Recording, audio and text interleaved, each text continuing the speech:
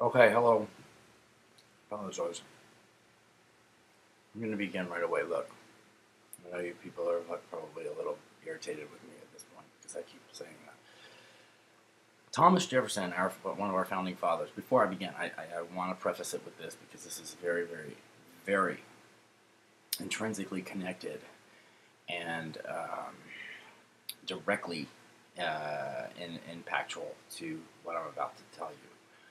Thomas Jefferson, our founding father, third president of the United States, great man, according to all of us that believe, love democracy, Declaration of Independence writer. He was a prolific writer, a patriot, and a revolutionary.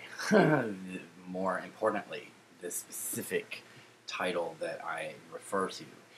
I said, and I'm paraphrasing, but some to the extent, and anyone who studied history or knows anything about history knows this statement, in fact, because it's very, very famous and everybody learned it. At least I thought they did. And I was a history major, so I know I learned it.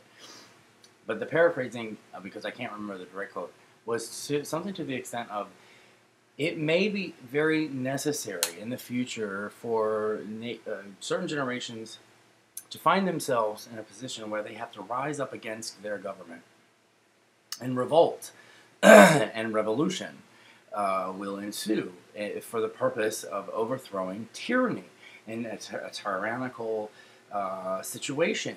So, and he was referring to this specifically with regard to this country, to our country, that in the future of America, it is a possibility that the people will rise up again against tyranny and revolt against their government that is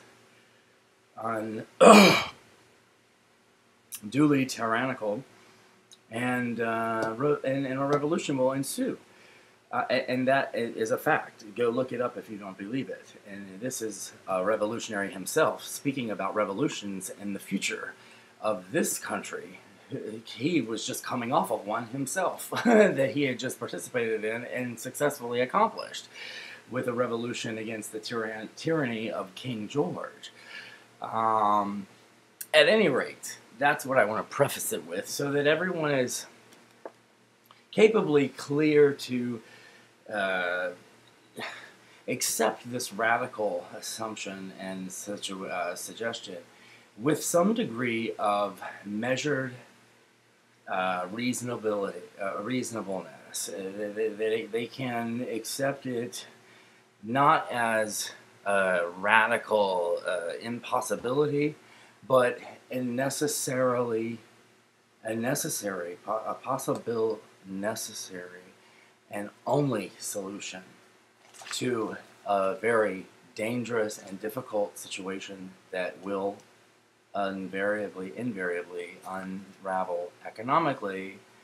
The Great Depression is nothing to what we are about to face. If I'm wrong, then you can throw it all away, but I'm sure that I'm not wrong. So I gotta quickly move because, God, the time gets away from me. Fuck. The possibility of a fragmentary breakup of the United States into regional independent state governments that will seek to administrate and operate trade, negotiate their own economic strategy for survival and self-preservation.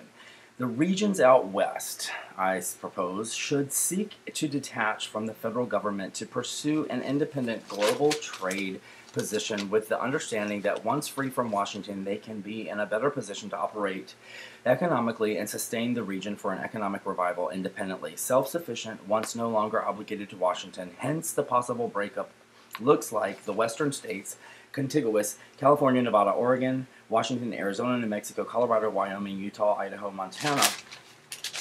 One contiguous independent region that could conceivably confederate into one country and declare independence from the rest of the country, because the economy of California alone is the sixth largest in the world, and overall the West is far more capable of sustaining a broad cross-section of every economic sector, is relatively equitably represented and functional overall. The West is a group of states far more economically healthy and reasonably capable of economic prosperity and independence if it were not burdened by Washington. A lot of money from the West goes back east to effectively support the less economically healthy eastern states that continually suck the wealth away from the West. If that money were not sent back east but kept here for the reinvesting of our Western economic prosperity, the Western region would conceivably be in a much better position to take care of itself. The huge deficit gaps in the California budget, for example, would be resolved with a surplus to operate and enjoy a reasonable, healthy economic position if it did not have to send vast sums of money back east. It simply doesn't make much sense to stay connected to the greater USA when it's clear that Western region collectively as an independent country with an independent economic global trading and self-sufficiency can only provide for itself, but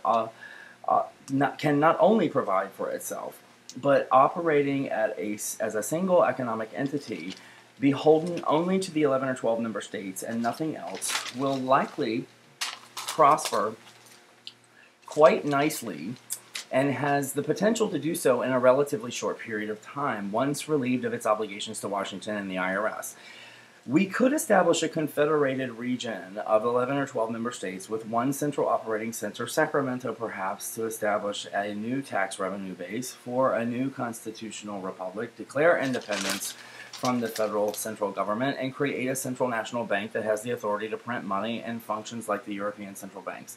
Not like our old Federal Reserve System, God willing. We have learned our lessons.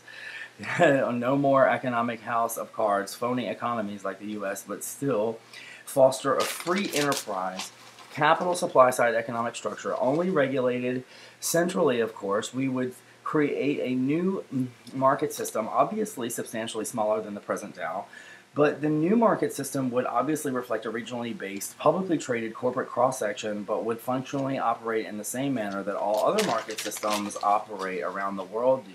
The CAC in France, the Hang Seng in Hong Kong, the DAC in Germany, etc. Even Russia has one now. It's a very small one. Our new one would be also, but heavily regulated, as we have learned our lessons on this too. Our new country will be a constitutional democracy and function more like a socialist system in many ways, as we must not allow the mistakes of our past to have the possibility of presenting problems for our future. We will be starting at a rare moment at the crossroads if we were to take this bold action and succeed from the federal government as a region, given such enormous stakes that would be on the table. We got one chance to do this, and we must do it right by ensuring that we take and retrace the degree of caution and err on the side of caution rather than risky carbon copies of the old system that have utterly failed.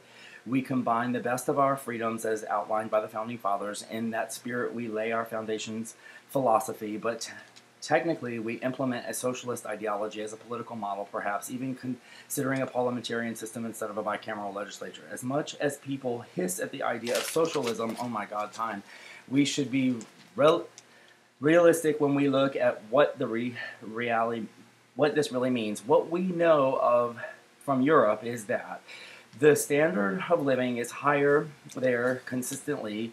Maintain 10% unemployment levels on a regular basis, and people are taken care of, and the overall prosperity is relatively good. In spite of some rather difficult barriers in place, fundamentally, they still do great well, such as high unemployment, tax rates, but its system that, for all intents and purposes, functions quite well under extreme conditions. Isn't it reasonable to trade off some high taxes and more regulation for the security of a stable and prosperous economic and political structure? We will be something in between socialism and capitalism with democratic principles at the core.